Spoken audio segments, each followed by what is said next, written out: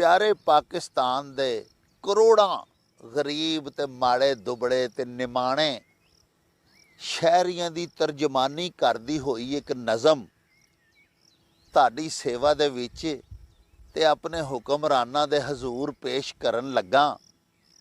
शायर बाबा पंजाबी डॉक्टर फ़कीर मुहम्मद फ़कीर मरहूमो मगफूर लिखते ने भई तू की जाने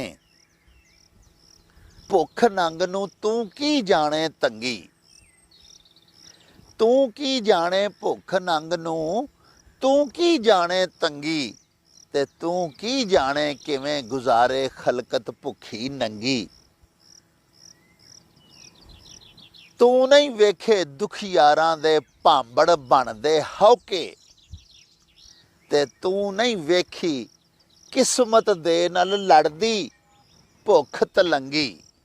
तू की जाने देश दे कामे डंग टपावन कीकू, तू नहीं डंग टपावन दे लई खादी बुरकी मंगी। ते तू की जाने फाके साडे कड्डण किंज कड़ाके, तू नहीं वेखी फाकियां मारी लाश सूली ते टंगी।